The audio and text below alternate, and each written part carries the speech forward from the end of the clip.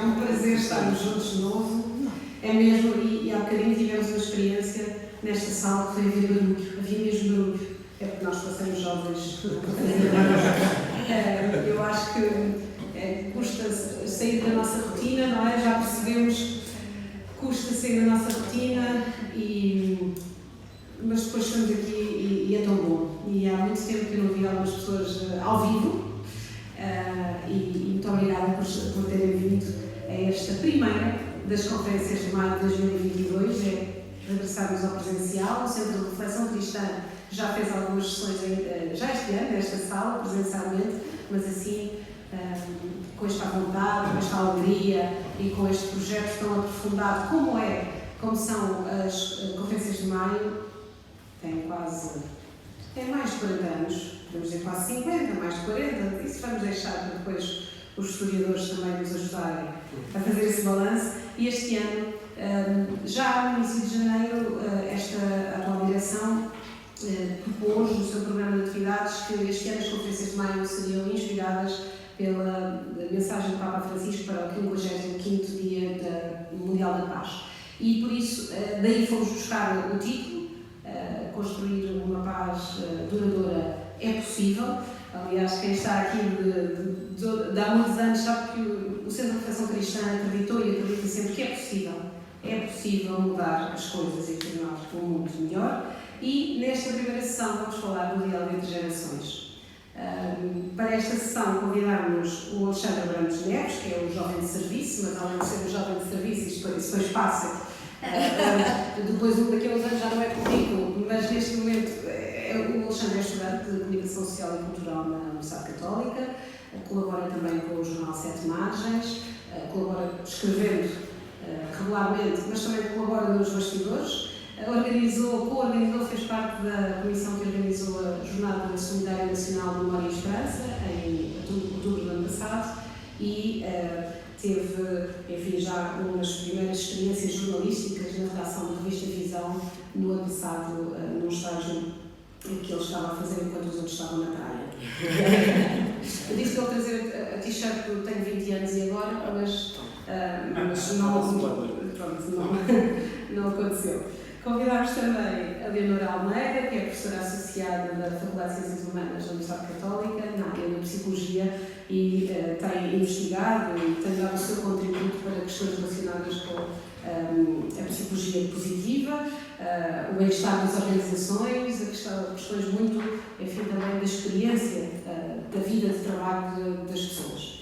Finalmente, last but not least, o Luís Lobo Xavier é diretor de Serviço de Planeamento e Estratégia e também coordenador da iniciativa Justiça Intergeracional da Fundação Carlos Gulbenkian. Tem também uma presença ativa e militante sobre estas causas, portanto, também está ao serviço, é jurista, é economista, é as duas coisas, não é?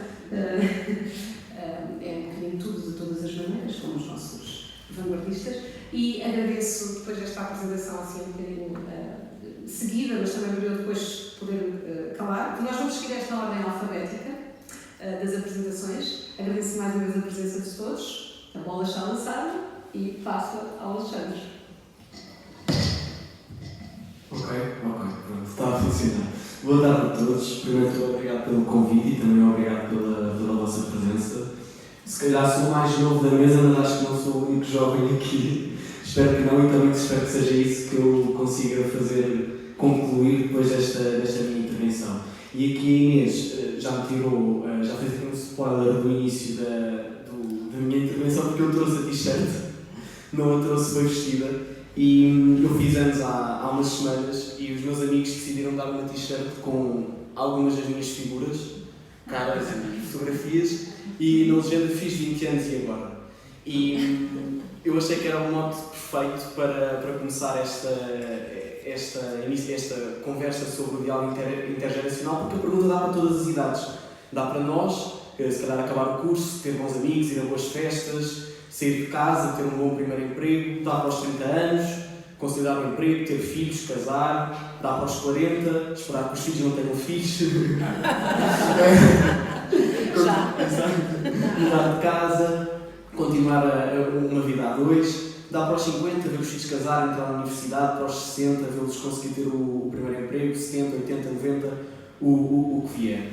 E em qualquer uma destas idades, há duas coisas que para mim nunca desaparecem. São as histórias e são as pessoas. Nós somos feitos de histórias. Seja a nossa história familiar, o que nós já conseguimos, o que tentámos e não conseguimos, o que estamos a tentar, o que queremos fazer, as ambições, os desejos, os medos, os fracassos. E as pessoas, se calhar o mais básico que podemos dizer sobre o ser humano é que é um ser social, precisa viver em comunidade. Já, aqui uma nota da minha nerdice, já a Sherry Turkle, uma filósofa norte-americana, dizia que os robôs nunca vão substituir os seres humanos na comunicação interpessoal porque lhes falta duas coisas, que é a noção de ciclo de vida, que as coisas mudam, e também que todos vamos um dia morrer. Portanto, somos seres finitos. E a pandemia veio também acabar por nos mostrar isto tudo. Não só que nós precisamos uns dos outros, e felizmente ficou óbvio para toda a gente, as inúmeras ações de solidariedade, de ajudar os mais velhos, de deixar alimentos à porta de casa, mas não foi só aqui quase que novas relações que nós desenvolvemos. Eu acho que acabámos por as repriorizar. Para nós, se calhar, uma pessoa sair todos os dias em março e abril de 2020 porque tinha de ir trabalhar, fosse uma enfermeira, um médico, um trabalhador de um supermercado, para nós aquela relação, aquele ato quase de cidadania e de coragem era algo que nós realmente valorizávamos.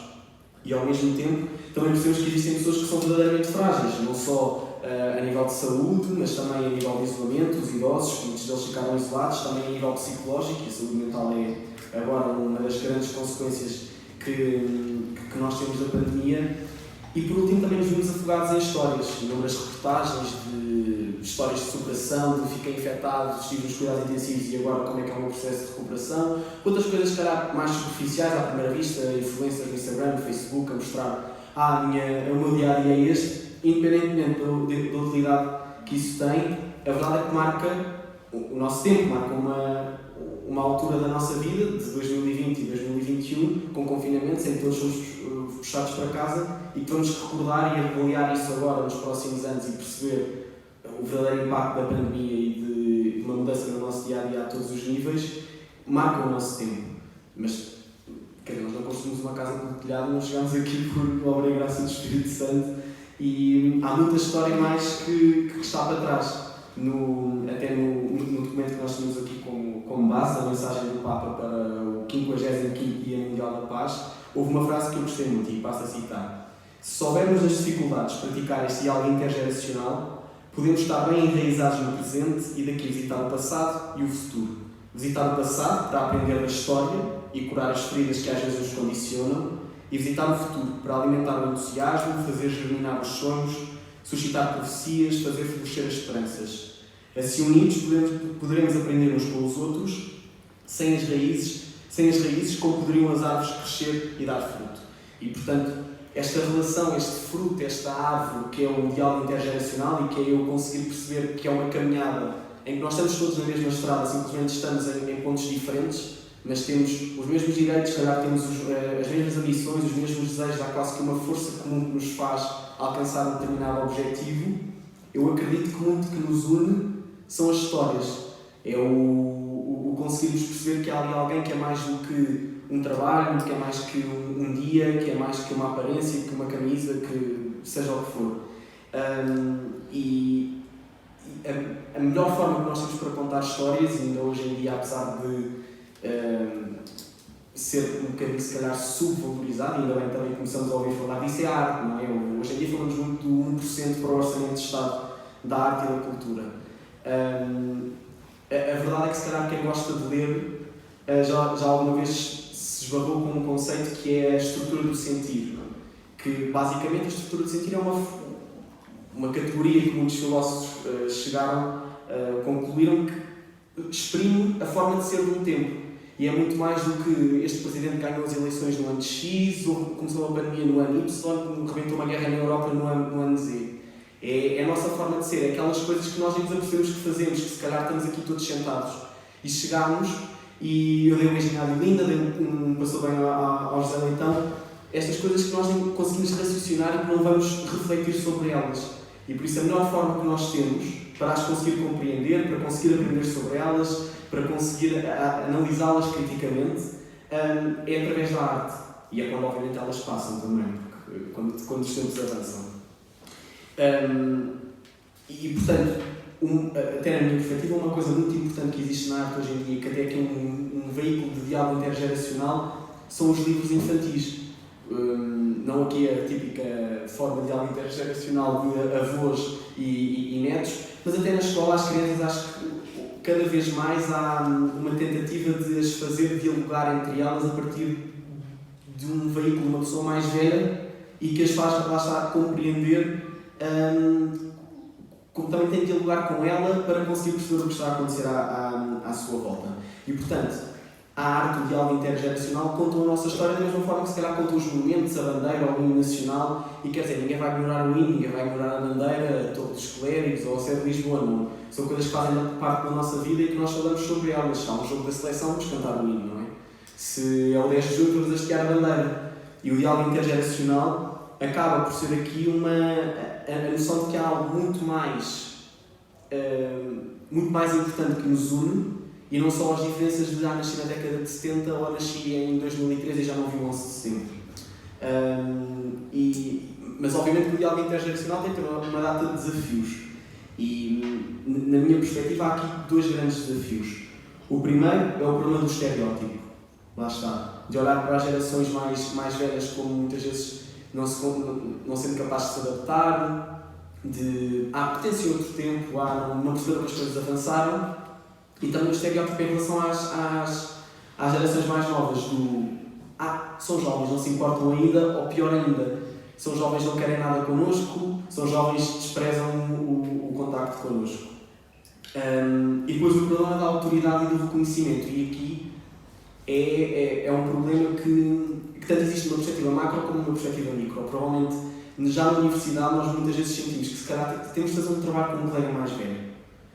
Um ano, às vezes, eu estou no segundo ano, o colega do terceiro ano. Ali, às vezes, se calhar nós até vamos com o preconceito de há uma resistência para darmos sugestões, há uma resistência para conseguirmos dizer quais são as nossas ideias, para discordarmos. Eu faço parte de um projeto de corrupção em que faço parte contra a corrupção. Contra a corrupção, exatamente.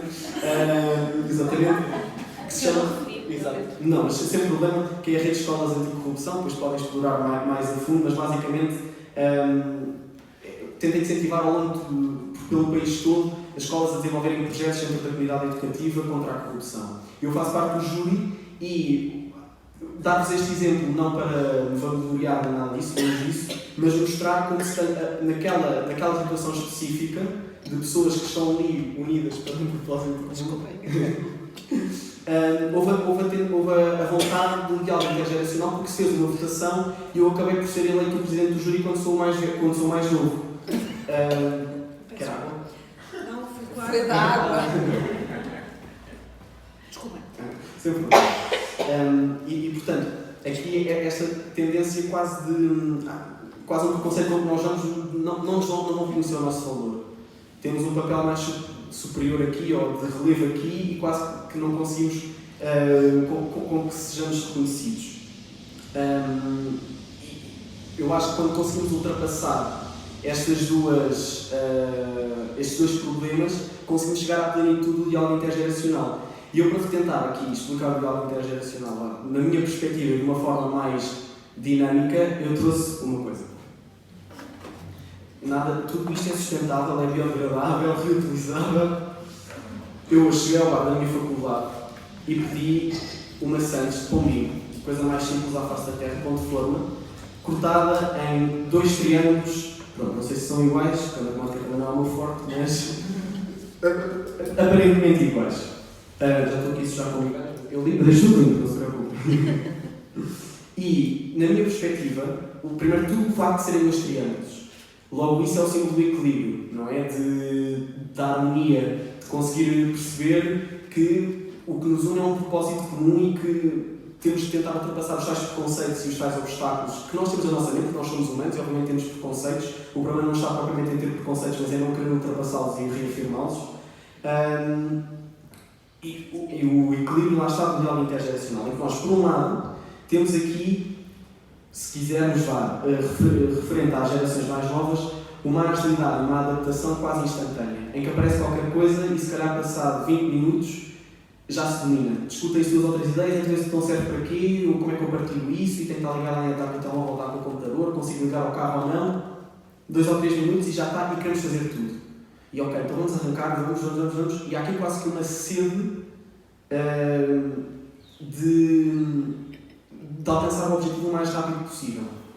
E por outro lado, outro triângulo de alguma ponderabilidade, com a experiência de vida, com o ir e bater com a cabeça na parede e voltar para trás, o saber recuar, a humildade de admitir o fracasso, dizer, então mas calma, vamos parar um bocado. Então quais é que são os pontos maus disto? E se nós pegarmos isto, ok, vamos fazer rápido, até dá para fazermos rápido, mas o que é que isso vai significar? Se fizermos um erro, quantos passos atrás temos que dar para resolver? E o diálogo intergeracional é quase que, na minha perspectiva, a junção desta agilidade com esta ponderabilidade, com esta capacidade de pensar, de analisar criticamente. E até porque, ainda em relação à questão desta sede de querer realizar tudo, a pandemia, na minha perspectiva, trouxe-nos para além de tudo o que já sabemos, uma mudança em relação à forma como nós olhamos para os efeitos das coisas. Nós antes, e ainda durante a pandemia, nós olhávamos, era quase que só existissem os efeitos a curto prazo e os efeitos a longo prazo. Em que, na pandemia, quando fomos todos para casa, pessoas infelizmente a ficarem sem trabalho, outras a ficarem infelizmente a falecerem, outras a ficarem isoladas, a sentirem-se sozinhas, com muitas dificuldades. Mas depois também começámos logo a pensar no longo prazo. Vem o PRR,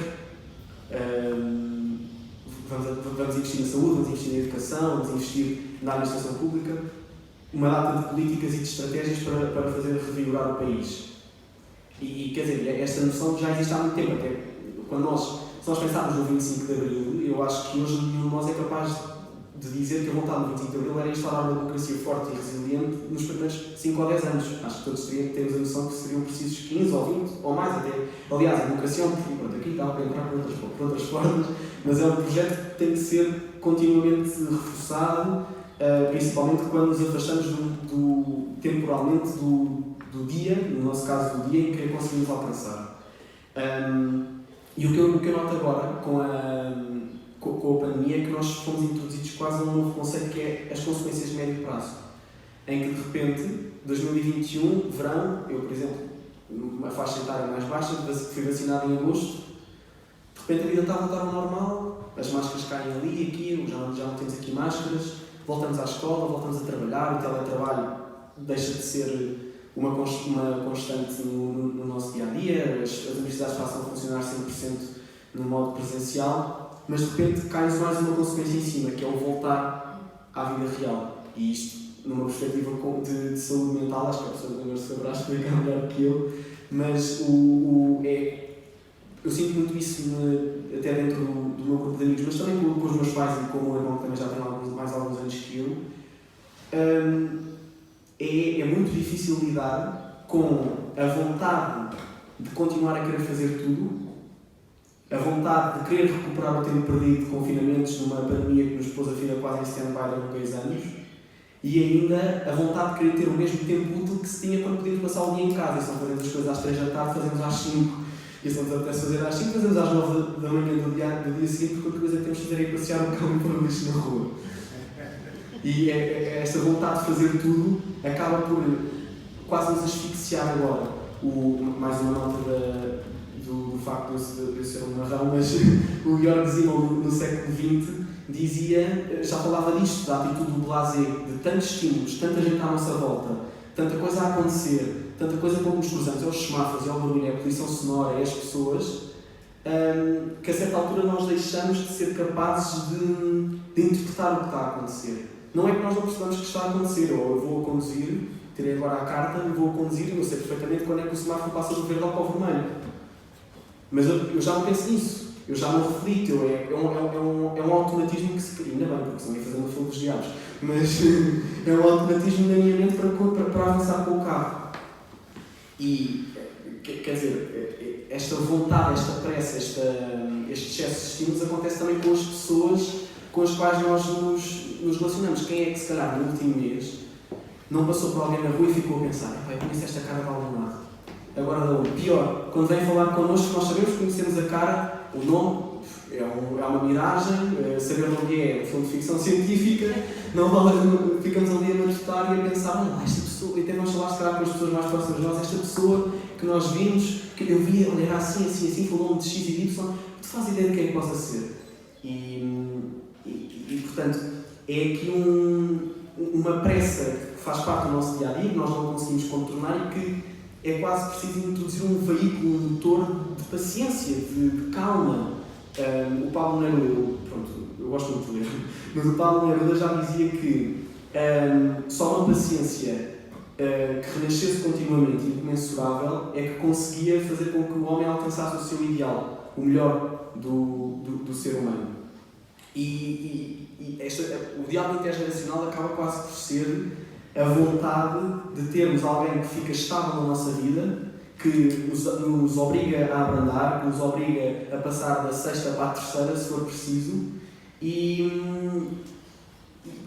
perceber que há tempo e que as coisas com tempo e com paciência são feitas de uma forma muito melhor e muito mais efetiva. É quase como se essas pessoas, ao ficarem definitivas na nossa vida, permitissem que fizéssemos coisas com mais efeito. Mas claro que também tem que existir aqui a vontade. 5 minutos? Ok. Estou a acelerar. Existir a vontade de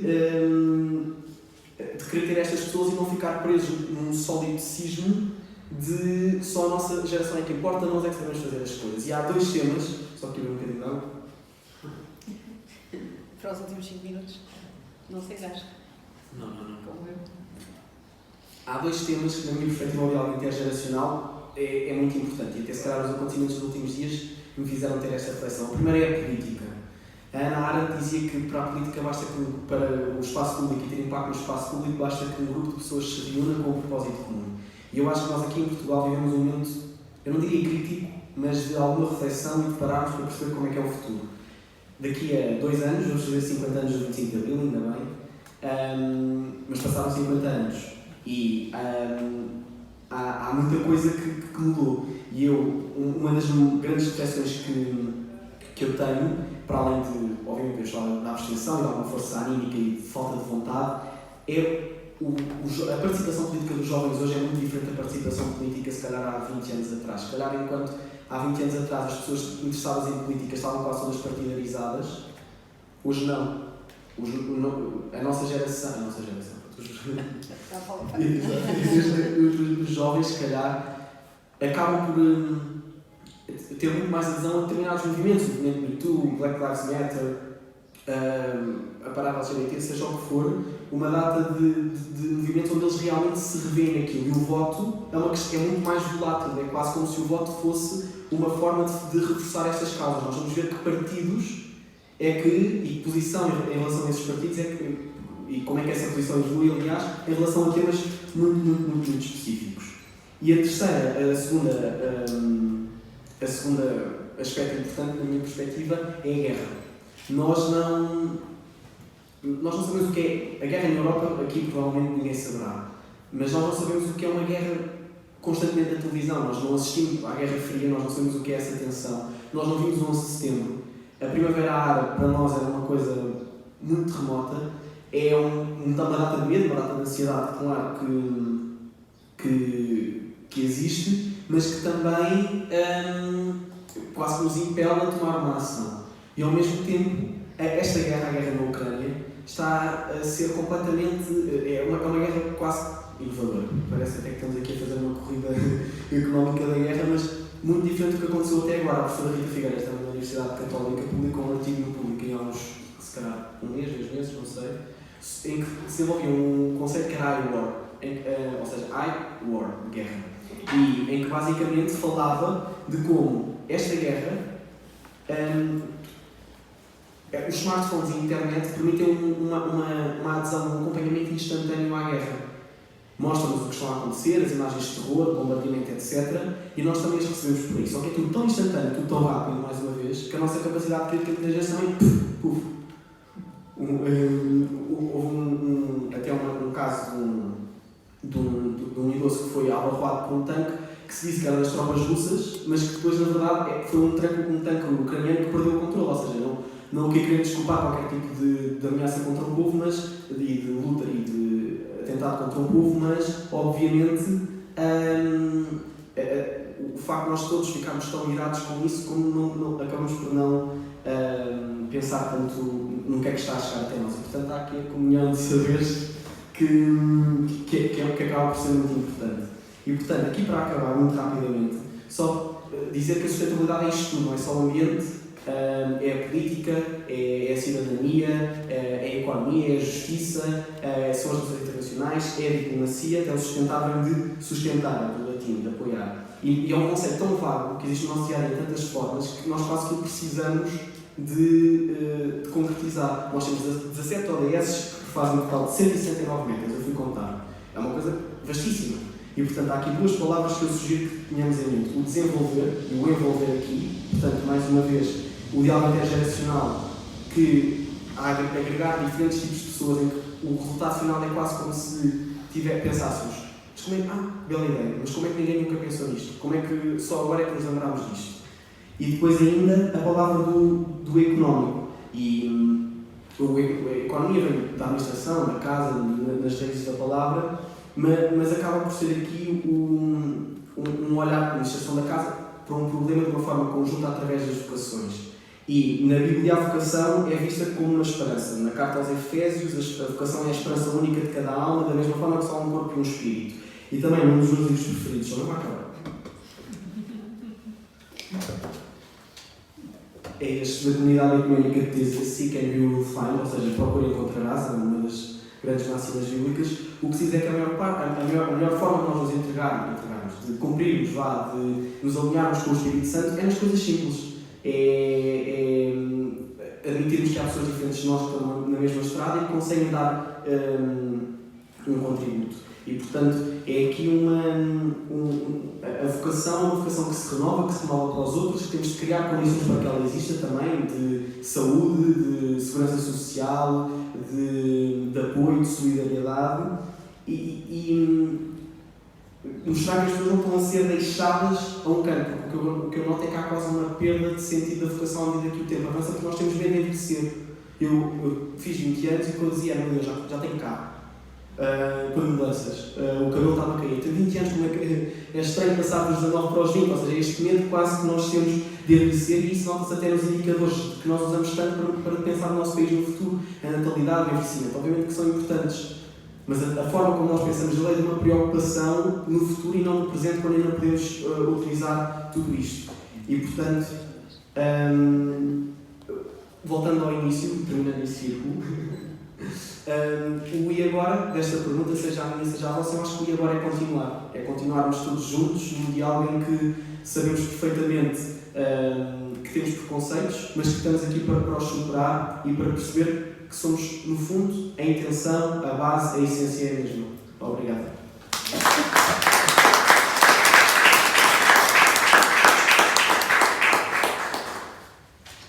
Muito obrigada, Alexandre. Para não demorarmos mais e agradecendo também o lado informativo, vou passar a palavra aqui à Leonor. Obrigada, Inês.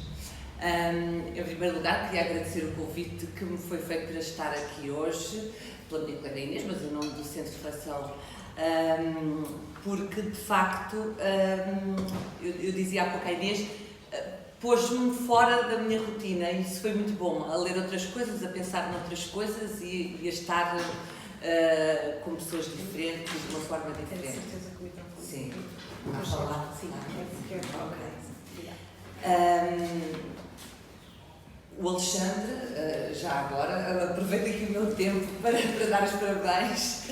De facto, é uma inspiração, não é? Nós, como professores, um dos dos passatempos preferidos é dizer mal dos alunos e das novas gerações, que eu discordo plenamente, não é? E que agora acabámos de levar aqui uma grande lição em relação a isso. Eu acredito sinceramente, e o Alexandre é uma prova disso, nesta inspiração, no potencial dos jovens, como sempre houve e sempre haverá. Portanto, esta geração não é pior que as outras, é melhor, é diferente, mas tem potencial para tudo o que for.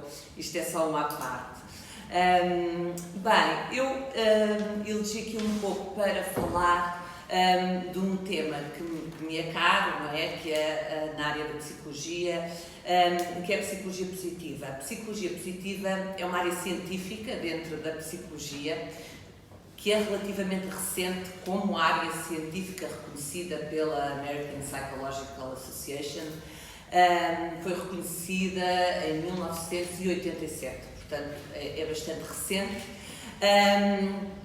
Porque a psicologia positiva? A psicologia tradicionalmente sempre teve uma perspectiva muito mitigativa, ou seja, o foco em minorar as coisas que estão mal, não é? Portanto, vamos procurar o que está mal, a doença mental, nas organizações, por exemplo, os incidentes críticos, o que corre mal, e vamos tentar melhorar o que está mal. Esta psicologia positiva vem propor uma abordagem diferente, com base em abordagens mais humanistas, não é? Uma perspectiva toda ela mais construtiva, com o objetivo de ajudar a obter mais daquilo que é bom, não é? Portanto, a fazer realçar, a fazer prevalecer aquilo que é positivo. Como disse, é uma área científica, provavelmente nada do que eu vou dizer aqui da psicologia positiva é novidade para os que aqui estão, mas o facto de ser comprovado cientificamente dá-nos outra segurança, não é? Se nós nos refletirmos um bocadinho sobre... Todos nós temos objetivos, temos desejos diferentes, somos pessoas diferentes umas das outras, e isso é que muitas vezes também dá asa a conflitos e a dificuldade em resolvê-los e em geri-los. Mas se há coisa que todos nós queremos, e que acho que é comum a todas as culturas, a todas as gerações, a todas as pessoas, eu atrevo-me a perguntar o que é que toda a gente quer. Ser feliz. Tal e qual. Obrigada, Inês. Felicidade. Exatamente, felicidade. Toda a gente quer ser feliz, não é? Portanto, na psicologia positiva fala-se muito disso. E não se trata, lá está, de receitas. Eu até tirei esta frase da carta do Papa Francisco que nós lemos para inspirarmos aqui para estas conferências.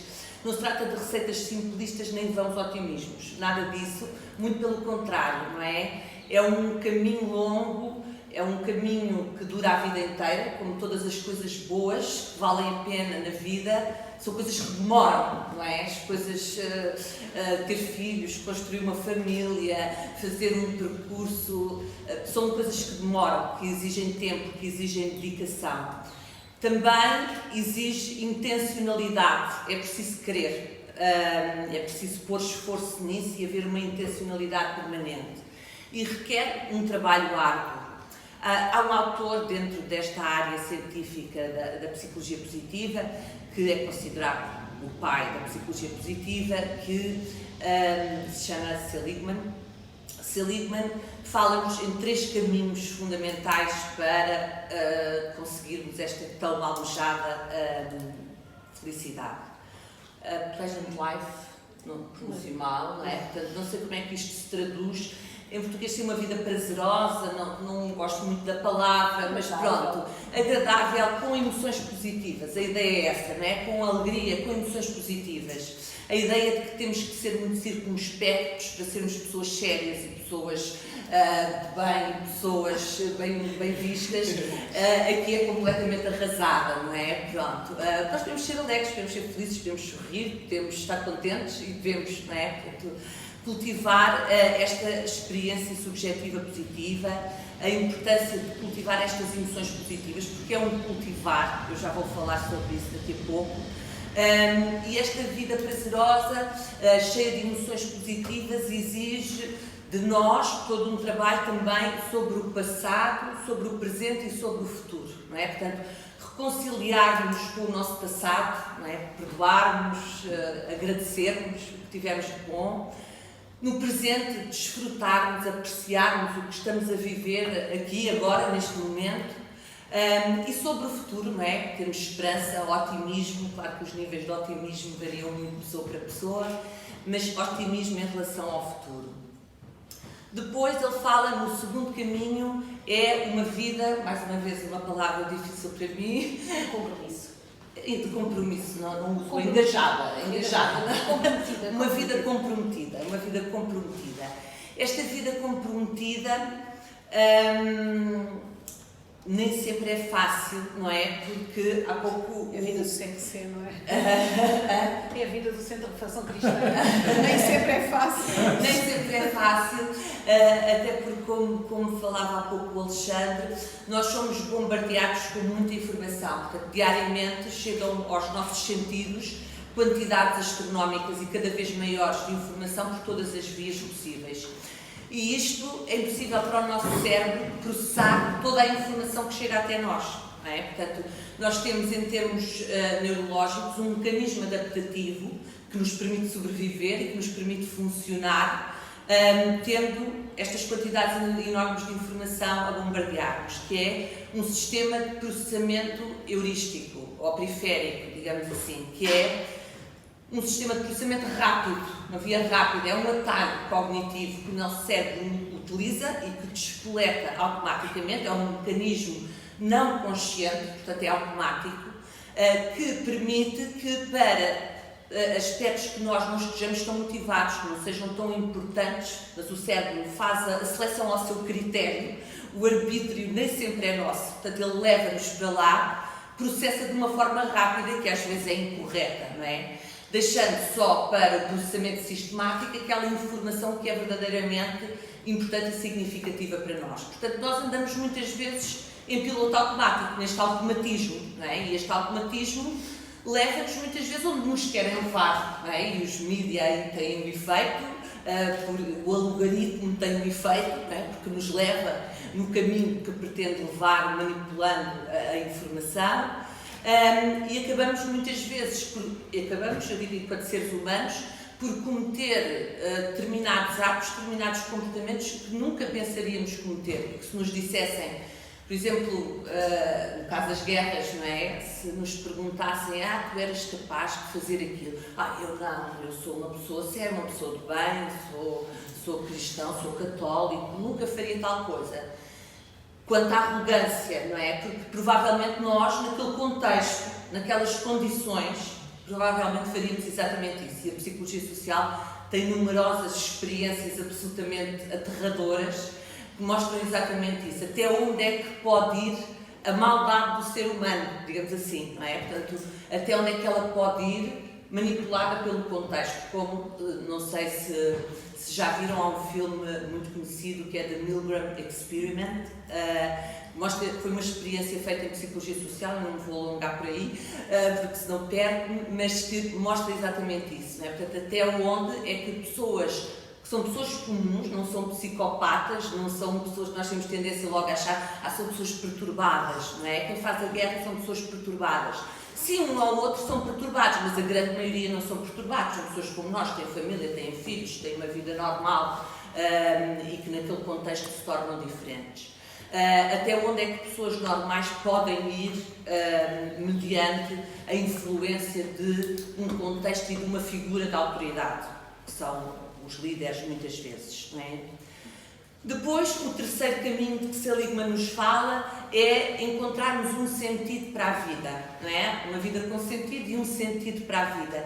E colocar esse sentido que vem através da identificação dos nossos pontos fortes, Seligman chama das nossas virtudes, daquilo que é bom em nós, cultivar isso e pôr isso ao serviço da comunidade, da escola, da igreja, da nação, do mundo. A questão que se põe aqui é possível cultivar esta felicidade, não é? Portanto, esta forma de estar na vida comprometida, alegre, feliz, com sentido. O que nos é dito aqui é que sim, e que além disso É possível, mas não é fácil. A boa notícia é que é possível, a má notícia é que não é fácil. E isso já está comprovado, por exemplo, uma série de exercícios que nos permitem melhorar o nosso otimismo, a nossa visão positiva do mundo. Por exemplo, Seligman fala num exercício muito conhecido, quando nós praticamos nesta área, que é o exercício das 3 bênçãos, mas que todos os católicos o conhecem, não é? Que é chegar ao fim do dia. Eu, por acaso, transformei este exercício no exercício das 7 bênçãos, porque acho que 3 é muito fácil. 7 desafia mais o nosso cérebro, não é? As 3 bênçãos, que é chegar ao fim do dia e escrevermos num caderno, no telemóvel, onde quisermos, 3 coisas boas que nos aconteceram. Às vezes as pessoas tendem a pensar, quando eu digo isto aos meus alunos, estou bem, todos os dias, 3 coisas boas. Sim, são 3 coisas boas, não é encontrar o amor da nossa vida, não é sairmos do Euromilhões, não. Pequenas coisas que são coisas boas, é estar um dia bonito, é estarmos aqui bem dispostos, é uma sopa que ficou deliciosa, enfim, lá está, portanto, eu digo que 3 é muito fácil, vamos para 7, vamos subir a parada para 7, 7 coisas boas que nos aconteceram no nosso dia e ser grato por isso, não é? 3 bênçãos, 7 bênçãos. A visita da gratidão, pensarmos, é um exercício psicológico que também comprovadamente tem efeitos benéficos, que é sermos gratos pelas pessoas que de alguma forma tiveram um impacto significativo nas nossas vidas, não é? Pensar quem foram e dizer-lhes, não é? E dizer, muitas vezes não dizemos, as pessoas não sabem, eu faço isto às vezes nas aulas com os meus alunos e fico profundamente emocionada com as coisas maravilhosas que eles dizem, com as pessoas que os marcaram, nomeadamente, por exemplo, avós. É engraçado que eu tenho 30 anos de docência, portanto comecei a dar aulas, abri este ano o 31º ano letivo, portanto já conheci assim muitas gerações de jovens e noto uma diferença muito grande nos últimos anos. Os jovens falam muito dos avós e da importância que os avós têm na vida deles. Claro, não é? Portanto, com a longevidade, eu praticamente não conheci os meus avós. Os jovens agora conhecem os avós Exatamente. E portanto, coisas que eles dizem sobre os avós lindas, maravilhosas, de como eles foram influentes, e eu às vezes pergunto, já disse isso ao seu avô? Estou-me a lembrar agora de um caso particular. Não. Então, pelo amor de Deus, diga, escreva-lhe uma carta, diga-lhe. É uma experiência que eu também recomendo a toda a gente. Eu vou te interromper só um momento a propósito. A Evelina, que está ali, escreveu um texto que foi publicado no 7 Margens ontem ou hoje, justamente a falar do bisavô. Portanto, já agora convidava-vos a espreitar o autorretrato. Vem mesmo a propósito porque a Evelina teve a coragem de dizer. Boa. Certo. Portanto... Isto foi horrível, mas não, foi muito bom. Até porque me ajudou aqui a pensar nas coisas à frente, porque eu não ia ter tempo de falar daquilo tudo. Portanto, o objetivo da psicologia organizacional positiva ou da psicologia positiva é identificar qualidades nas pessoas que elas encontrem e reflitam sobre o seu potencial e tirar o máximo proveito desse potencial, facilitando o crescimento e o desenvolvimento psicológico. Estas características positivas são estados ou são traços? Esta é a grande questão transversal a toda a psicologia, não é? Que é, isto nasce connosco, este otimismo, ter esperança no futuro, conseguir encarar as coisas de uma forma mais positiva, ou é algo que nós cultivamos? Bem, é um bocadinho um misto dos dois. É evidente que, à partida, as pessoas variam, em termos de linha de base, não é? De baseline, nas suas características, que são características de personalidade, que se relacionam com o otimismo, não é? Há pessoas que partem na meta muito à frente, não é? Que são muito mais otimistas que outras. Porque, e aqui esta é a má notícia, nós estamos preparados em termos biológicos, não é? Em termos de sobrevivência, para detectar o que é mau, não é? Se o nosso cérebro não tivesse esta função, nós enquanto espécie não estaríamos aqui, não é? Já tínhamos sido engolidos por uma ameaça qualquer. E, portanto, o nosso foco, não é, automático está sempre nas coisas negativas, não é? Que está mal. Então nós temos que desconstruir isto, temos que pôr o nosso cérebro a funcionar de outra forma, não é? Se algumas pessoas o fazem de uma forma mais fluida e mais natural, não é? Que lhes é quase intuitiva, ou para outras isso é um exercício muito complicado e para outras isso é mesmo impossível. Por exemplo, estou a falar de casos extremos como a depressão major, é uma incapacidade profunda e irreversível de ver aspectos positivos, mesmo que eles estejam ali à nossa frente, não é? Mas, não indo para a patologia, ficando só na normalidade, todos nós podemos cultivar eu costumo dizer que eu sou uma otimista trabalhada, claramente trabalhada, não é? Portanto, muito trabalhada. E este trabalho, lá está, é um trabalho diário, é um trabalho constante, é um trabalho permanente. Eu nunca me posso esquecer disto, nunca posso ir de férias disto, não é? Portanto, senão o meu cérebro começa-me a arrastar para outras coisas. Não tive a bênção de partir logo na meta à frente.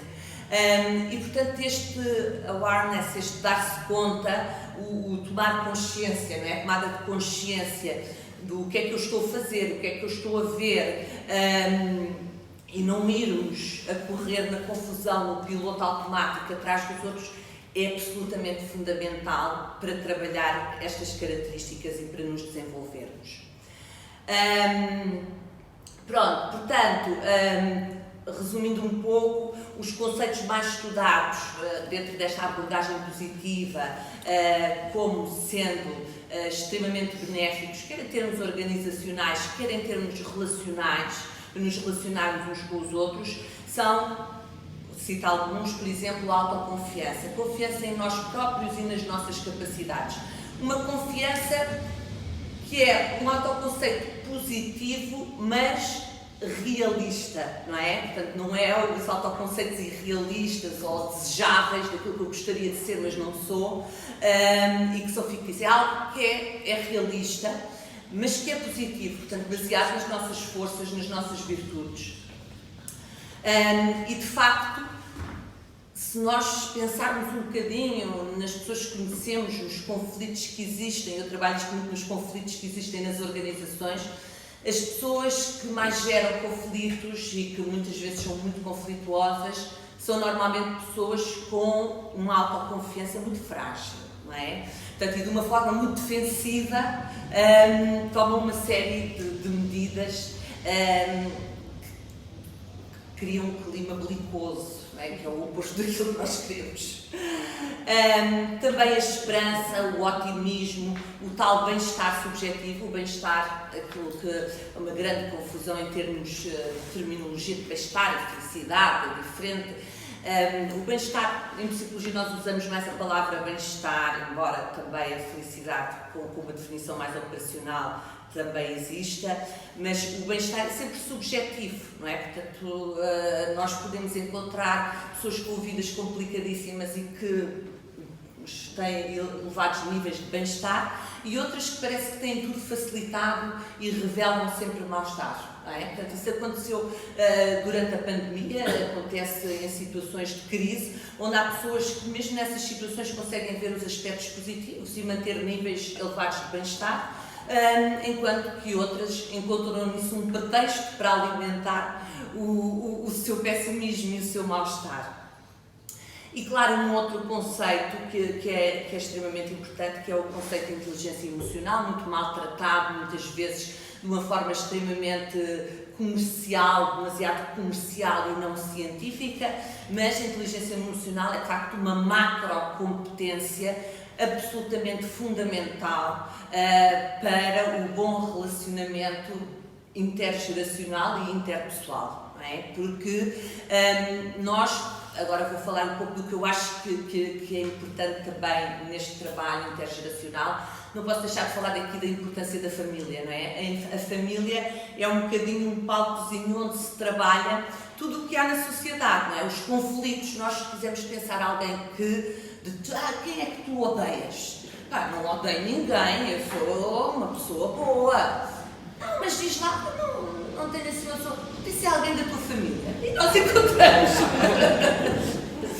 Portanto, porquê? Porque há muitos jogos de poder, não é? De interdependência, há um sentimento de permanência e nós temos que ficar uns com os outros, não é? Nós não podemos mudar de família, não podemos mudar de pais, não podemos mudar de filhos, são aqueles que temos que nos aturar uns aos outros, assim como somos, e somos muito diferentes. Isso existe tolerância, não é? É um trabalho também que temos que fazer, que é algo que não nos é dado, não nos cai do céu.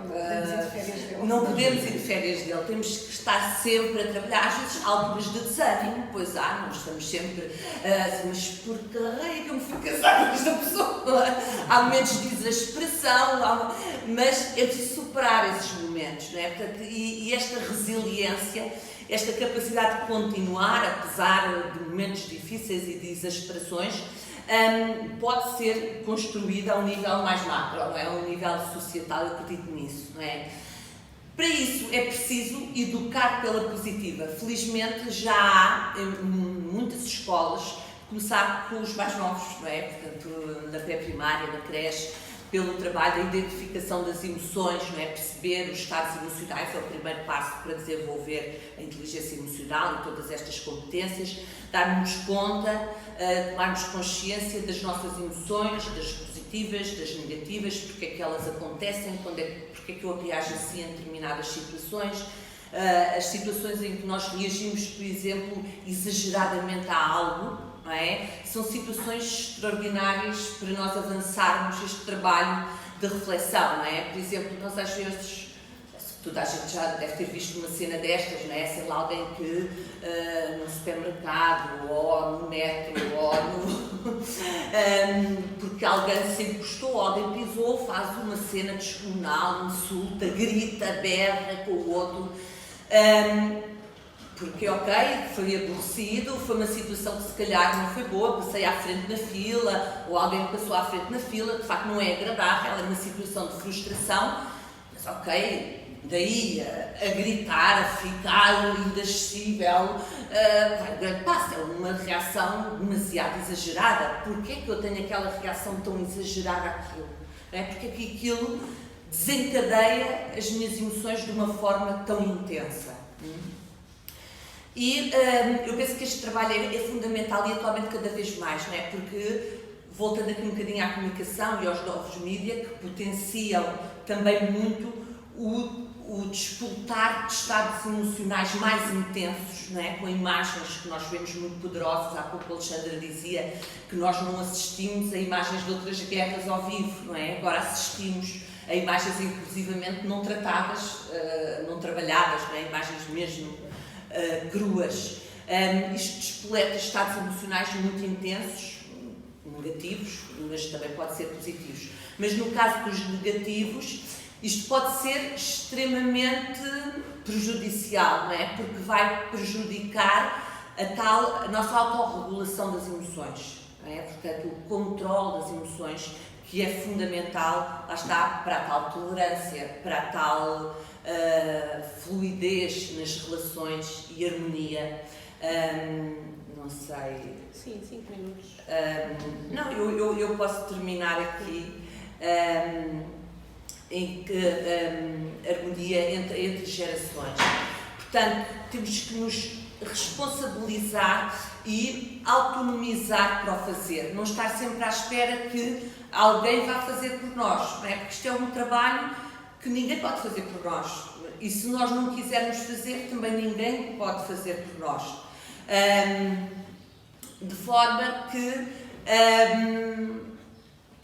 eu tinha também aqui uma parte do texto do Papa Francisco que eu gostei muito e que também gostava de vos ler, porque me parece que espelha um bocadinho a ideia, bem, não estou a encontrar, também não faz mal, a ideia de que é pela educação, e eu acredito profundamente nisto, que nós lá conseguimos chegar, pela educação dos mais pequeninos possível, não é? Porque é como a criatividade e a inovação. Atualmente fala-se da importância da criatividade e a inovação. Qualquer currículo pedido aos jovens tem que ser criativo para uma equipa jovem e dinâmica. Ok, criatividade e inovação, sim, agora querem-nos criativos, quer dizer, educar-nos sempre para darmos nos eixos, para não ousarmos, não é? Isto que o Alexandre fez, eu fiquei invejosíssima, também queria ter feito isto, mas não ouço, não é? Porque quero ser mais formal, mais convencional.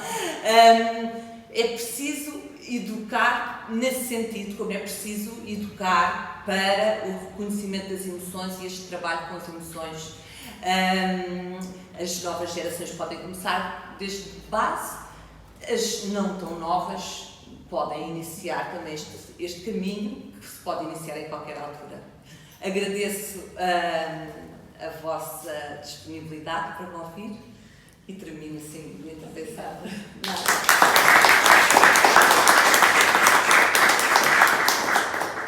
Obrigada, Leonor. Vamos fazer depois um workshop intergeracional sobre estas coisas. Eu pelo menos refiro-me bastante aqui em algumas questões que tu colocaste e passo a palavra ao nosso último, mais uma vez, last but not least, interveniente. Obrigada. Muito obrigado. Grande dificuldade de falar no fim e ter decidido partir já para discutir tanta coisa tão interessante quanto Sandra e a Leonor já disseram, mas vou guardar para essa parte. Queria começar por agradecer muito o convite.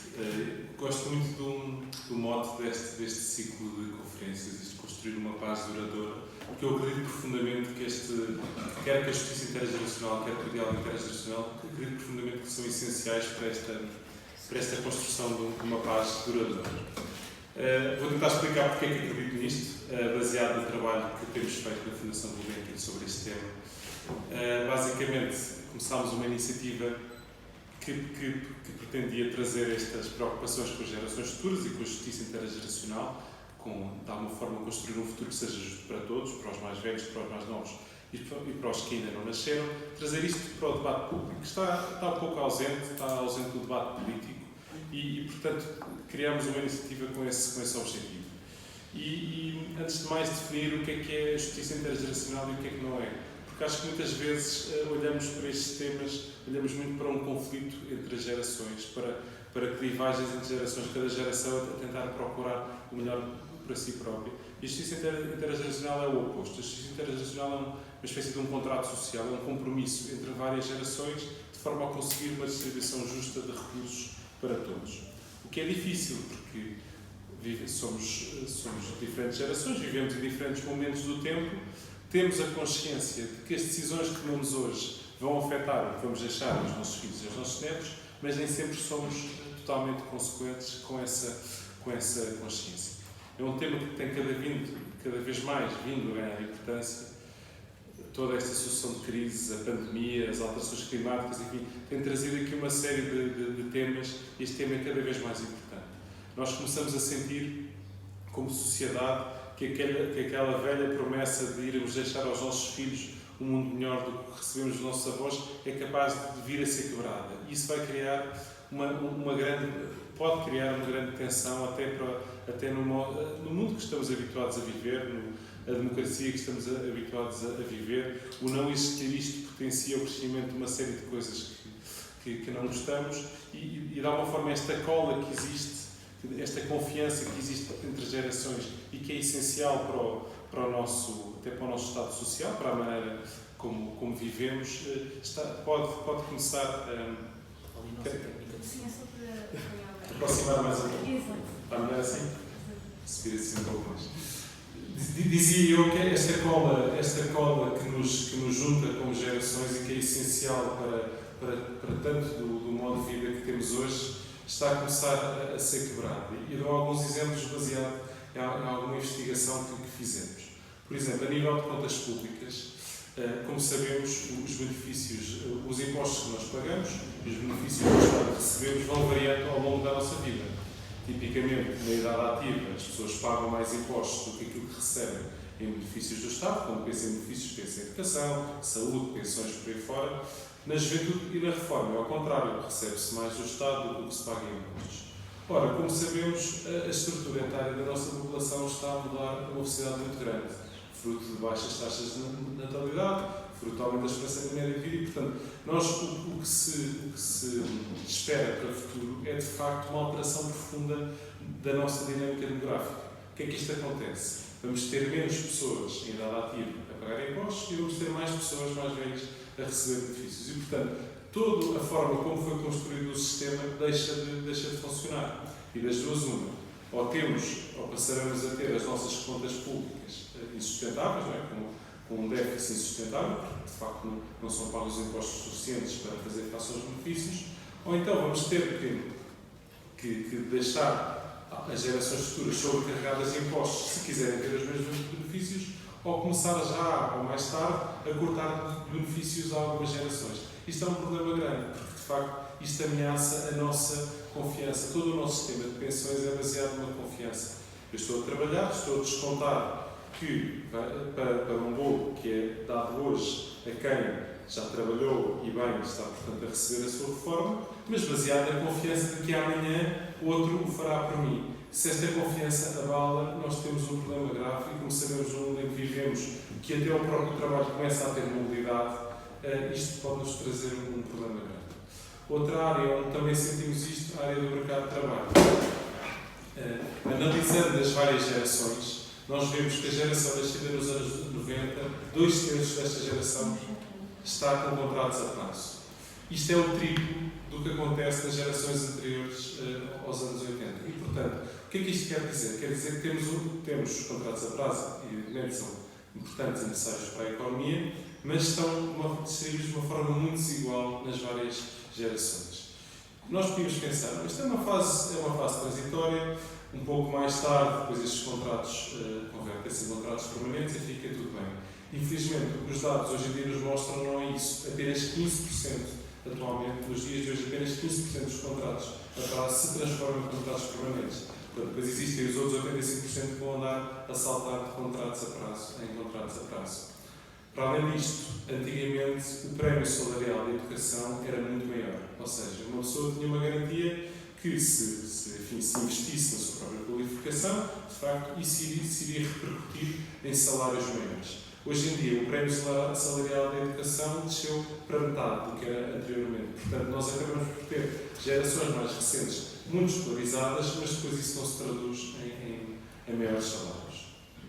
Um outro exemplo, a habitação. A habitação também foi uma área onde em Portugal tivemos um enorme crescimento no final do século passado. No início do século XXI, os censos de 2001 mostram que todas as gerações, incluindo as gerações mais novas, famílias com menos de 30 anos, tinham acesso à habitação muito elevado. 2/3 das famílias com menos de 30 anos em 2001 tinham acesso à habitação própria, um número muito elevado até a nível europeu. O que é que acontece? Por variedíssimas razões que nos escuso de enumerar, quer dizer, que fomos conhecendo, crises de uma série de outras coisas, esse número foi baixando de uma forma muito expressiva e hoje em dia este número é apenas 24%, ou seja, apenas 24% das famílias mais jovens têm acesso à habitação própria. Isso não seria um problema se existissem outros mecanismos, arrendamento facilitado e uma série de mecanismos que no fundo providenciassem esse acesso. Mas não é isso que acontece. O que acontece é que o número de jovens entre os 18 e os 35 anos que vivem em casa dos pais tem aumentado brutalmente. Neste momento são 64%, que é impressionante. É uma das taxas mais altas da Europa. 64% dos jovens entre os 18 e os 34 vivem em casa dos pais. Ou já saiu e voltou, ou não consegue sequer sair. Pois isto acaba por ter uma série de efeitos também de bomba relógio. O Banco de Portugal publicou um relatório onde mostra que mais de metade dos empréstimos à habitação são detidos por pessoas que só vão acabar de pagar depois da idade da reforma. Ou seja, os jovens, as gerações mais jovens com trabalhos precários, não conseguem aceder ao crédito, só conseguem, em vez de começarem logo no seu início de vida, só conseguem fazer isto numa fase de vida mais adiantada. O que é que acontece? Só pedem numa fase mais adiantada, aos 30, 40, vão acabar de pagar mais tarde. Imaginem o que é que será chegar à idade da reforma, não saber que reforma é que vai ser, como vimos anteriormente, não vai haver assim tantas pessoas para financiar o sistema e ainda ter a casa própria por pagar. Portanto, temos aqui uma série de áreas às quais juntaria também o ambiente. porque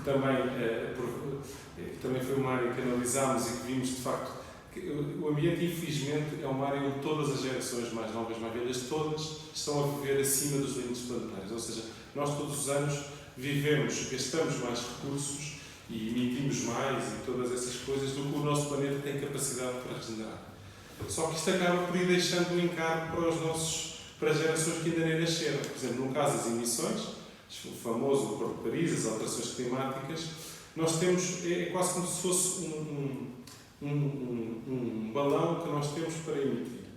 Se de facto nós, que aqui estamos, emitirmos mais do que a nossa cota parte, quem vier a seguir vai ter um volume mais, a menos que queira passar os tais limites de transgredir as fronteiras planetárias, e depois pode ter aquelas consequências que todos ouvimos falar, de secas extremas, de inundações, furacões e tudo isso. No fundo, nós estamos a deixar também um grande ónus para as gerações futuras de resolver esse problema. E, portanto, de alguma forma, nós estamos a começar, todos estes dados, o que nos dizem é que nós temos aqui um tema que pode vir a ser uma bomba relógio para nós como sociedade. Ou seja, nós estamos aqui a semear algo que pode ser um grande conflito geracional e que, no fundo, vem abalar toda a forma como nós construímos a nossa sociedade. E que irá certamente trazer ao de cima imensas injustiças e imensos preconceitos. Gostei de ouvir o Alexandre falar do preconceito, porque de facto isto é uma coisa que depois também acaba por existir muito.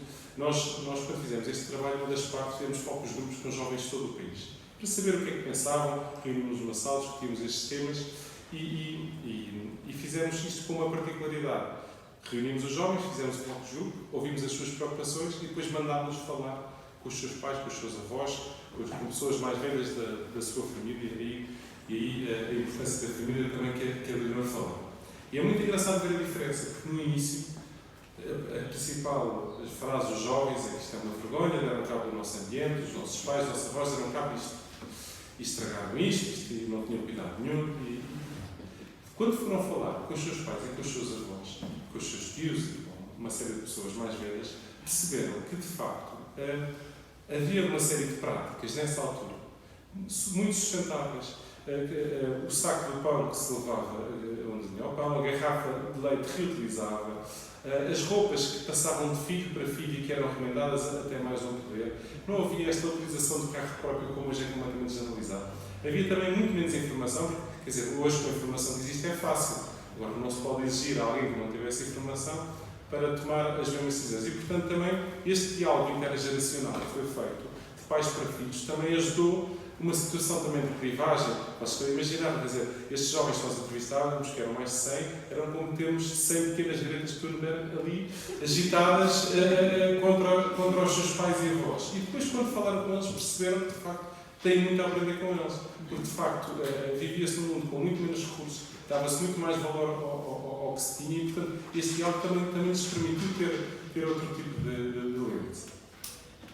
Portanto, dito isto, o diálogo, portanto, aqui mostrar também como o diálogo intergeracional é importante. Mas não resolve tudo, porque nós, de facto, temos alguma dificuldade como cidadãos em olhar para a outra geração como o nosso próximo. E isso era uma outra ideia que também queria aqui deixar. Nós entrevistámos, fizemos um inquérito grande à população portuguesa. Sem surpresa, a grande maioria das pessoas, 80% das pessoas, dizem que não, eu acho que devemos deixar às gerações futuras mais do que recebemos das gerações anteriores. Só que depois, nós nesse inquérito pusemos as pessoas a simular uma espécie de um jogo. E nesse jogo, sem surpresa, não estavam dispostas a fazer, se deixar mais às gerações futuras implicasse fazer algum tipo de restrição ao sacrifício hoje, já não estavam dispostas. E isso é engraçado. E houve outro também inquérito feito na mesma altura pelo BBVA Pensões, que inquiriu os seus pensionistas, em média pessoas acima dos 60 anos, e lhes perguntou: acha que as pessoas que hoje têm 40 e 50 anos vão ter um nível vão ter pensões, vão ter as suas pensões asseguradas, assim ao nível do que as que existem hoje em dia? 80%? Não, nem pensar, não vão ter. Ou seja, já existe, toda a gente já tem esta consciência de que há aqui um problema e que este problema vai acontecer, não é para quem ainda não nasceu, é para quem tem hoje 40, 50. Mas depois a segunda pergunta era: muito bem, então, identificando estes problemas, estaria disposto a reduzir 5 ou 10% da sua pensão de forma que ficasse tudo um pouco mais equilibrado? 80% diz logo, nem pensar. E reparem, e não é porque as pessoas não serem solidárias, é porque existe. Porque reparem, qualquer uma destas pessoas, eu não tenho dúvidas que aliás é o que já acontece hoje em dia, que faz sacrifício pelos seus filhos, pelos seus netos, se calhar está a pagar despesa, cá está, recebe os filhos que depois não têm para onde ir em sua casa, quer dizer, isto depois existe, estas situações depois existem. Não existe uma percepção como sociedade do nosso próximo, não existe esta percepção de que somos uma comunidade, quer dizer, existe também esta falta de confiança, se calhar, no sistema, na forma como as coisas se organizam, para depois eu poder ter esta solidariedade. Depois o que é que acontece? Nas pessoas temos isto, nos políticos temos também uma aguda consciência de que não estamos a fazer o necessário para as gerações futuras. 90%, nós fizemos também entrevistas a decisores políticos e inquéritos aos deputados, 89% dizia a justiça intergeracional não está presente de forma suficiente no debate público. Ou seja, tinham esta consciência, o que foi aliás confirmado por nós, porque fizemos um programa de computador a analisar todos os discursos parlamentares na Assembleia da República, desde o 25 de Abril até 2018, para ver até que ponto é que se falava das gerações futuras, das preocupações intergeracionais, e é interessantíssimo, quer dizer, é interessante, no mau sentido, como é que temas de longo prazo como segurança social, ambiente e dívida pública, que à partida pensaríamos que são temas de futuro, apenas em 3% ou menos destes debates parlamentares se falava das gerações futuras, ou de alguma coisa intergeracional. Ou seja, falamos da dívida pública hoje, ninguém fala quem é que vai pagar esta dívida daqui a 10, 20 ou 30 anos. Falamos dos pensionistas de hoje, claro, importantíssimo, mas ninguém fala de quanto é que irá receber de pensão alguém que se reforma em 2040 ou 2050. E falamos do ambiente hoje, mas não para pensar quais é que vão ser os impactos ambientais das decisões que tomamos hoje daqui a 20 ou 30 anos. E, na verdade, nós quando confrontámos, de alguma forma, os decisores políticos com isto, eles foram muito transparentes e basicamente disseram não só nem sempre temos dados sobre estes problemas, mas principalmente nós não temos incentivos políticos em agir. O sistema está feito, nós não governamos para a próxima geração, nós governamos para a próxima eleição. E, portanto, como o sistema está feito no curto prazo, de 4 em 4 anos, ou 3 em 3 anos, ou o que for, de facto é muito difícil para um político assumir uma política pública que tem um custo hoje, não é? Para ter um benefício daqui a 10 ou 20 anos, quando já for outro qualquer que vai colher os frutos desta política. Aliás, há uma frase célebre do antigo Presidente da Comissão Europeia, Dianca, que diz: todos nós sabemos o que é preciso fazer, só não sabemos é como ser reeleitos depois de o fazer. E para mim essa frase resume um pouco o dilema onde estamos, não é? Quer dizer, nós até sabemos o que é preciso fazer, mas depois a forma como os incentivos estão criados não ajudam a depois sermos consequentes. Portanto, o que é que podemos fazer? E passando agora para a terceira parte desta minha intervenção, pensar um bocadinho, ou refletir aqui convosco um bocadinho o que é que nós podemos fazer, quer como sociedade, quer a nível individual, para de alguma forma dar resposta a este impasse onde estamos e tentar evitar que no futuro tenhamos esta clivagem entre gerações. Bem, em primeiro lugar, como sociedade, acho que temos o dever, os políticos, os governantes dos políticos, de conseguir pensar a longo prazo e de conseguir, de alguma forma, avaliar o impacto das decisões, não só hoje, mas também a longo prazo. Na Fundação estivemos nos últimos 3 anos a desenvolver uma metodologia que procura fazer isso mesmo, procura avaliar uma política pública nos seus impactos a longo prazo. Ou seja, quando tomamos uma grande decisão, imagina, a construção do novo aeroporto. Vai cá ficar 30 ou 40 anos ou 50. Uma lei de bases da habitação, a mudança das regras da segurança social, quer dizer, há muitas coisas que hoje em dia aprovamos e que vão muito além da legislatura onde elas são aprovadas. E, portanto, é importante que, na decisão, nós sejamos informados dos impactos nas várias gerações e que toda a gente possa participar dessa avaliação. Esse é um ponto muito importante também, e aqui já pega no diálogo intergeracional. Nós temos imensa falta de políticas públicas participadas. As coisas são muito decididas por especialistas, de certeza muito bons, por decisores políticos muito bons, mas muito poucos. E muito pouco participados. Quer dizer, nós todos viveríamos certamente melhor e haveria menos crispação nas clivagens se nós sentíssemos que as nossas grandes decisões resultam de uma participação, de uma negociação amplamente participada. Ou seja, de certeza que existem opiniões diferentes, os mais velhos, os mais novos, os do interior, os do litoral, tudo bem, mas vamos pôr todas estas pessoas à mesma mesa e discutir os vários trade-offs entre as várias posições. Portanto, o que sair daqui poderá ser, não há de ser uma decisão nem de um nem do outro, mas é algo importante que nós consigamos ter políticas públicas onde todos se revejam, os mais novos, os mais velhos, e também que de alguma forma consigamos incorporar também as preocupações com aqueles que ainda não nasceram, ou pelo menos deixarmos liberdade aos que ainda não nasceram para um dia também poderem trilhar os seus próprios caminhos.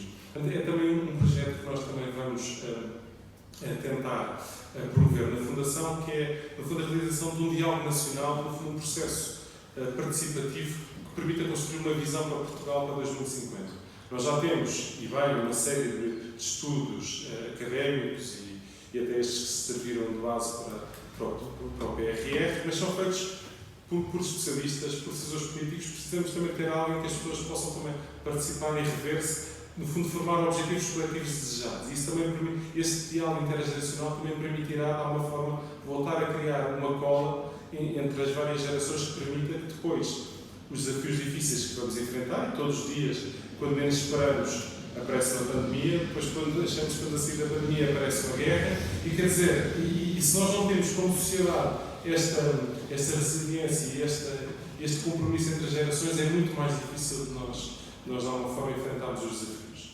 Para terminar, como é que nós, depois, uma coisa é o que os políticos podem fazer, nós também, como pessoas individuais, também temos muitas coisas que podemos fazer e, na verdade, o nosso compromisso para com as várias gerações não só é largar os preconceitos, como o Alexandre também dizia, mas também pensarmos na nossa...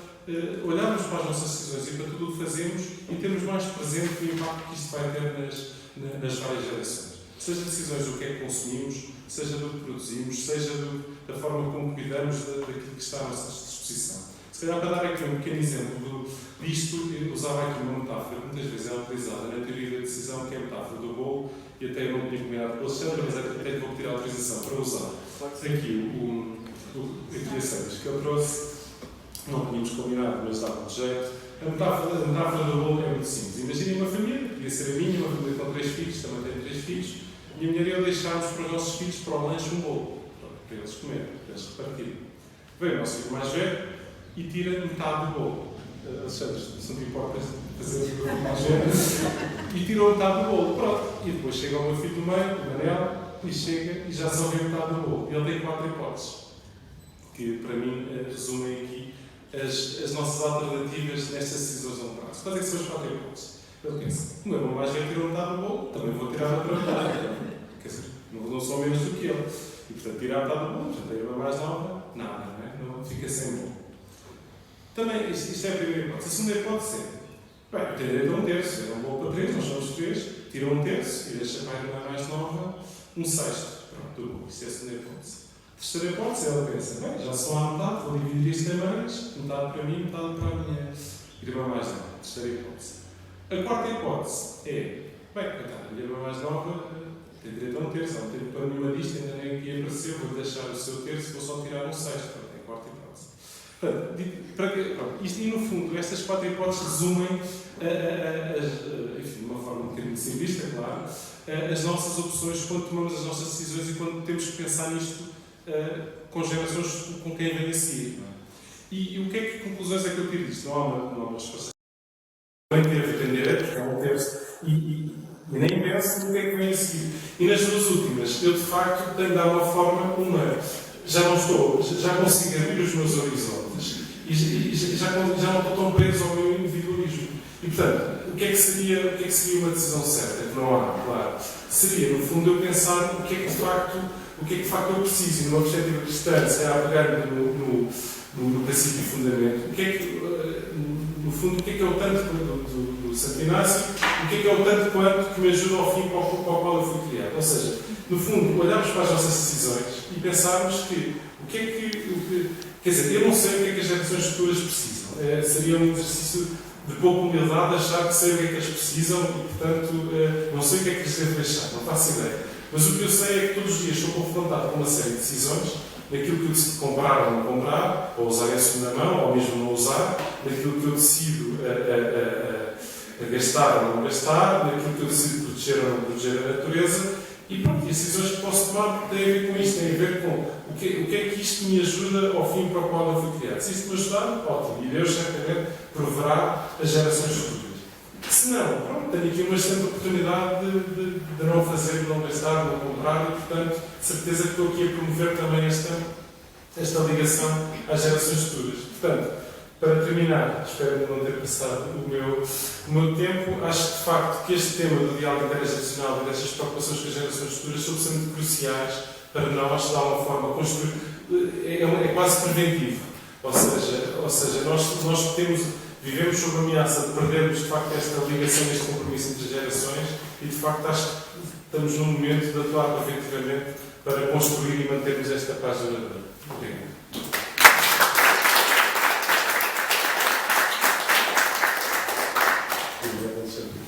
Muito obrigada. O Alexandre não vai desperdiçar, apesar das questões higiênicas que a ASAI podia pôr aqui em causa, mas não vai desperdiçar aqui esses anos.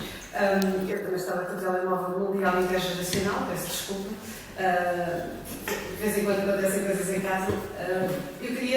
Eu tinha pensado fazermos uma segunda volta à mesa, mas acho que podemos passar já agradecendo, obviamente, as intervenções. O Luís deixou-me aqui um bocadinho desanimada no início. Estava aqui a pensar que isto não tinha solução. Mas esse filho do meio é que vai resolver aqui, com a sua generosidade, com certeza.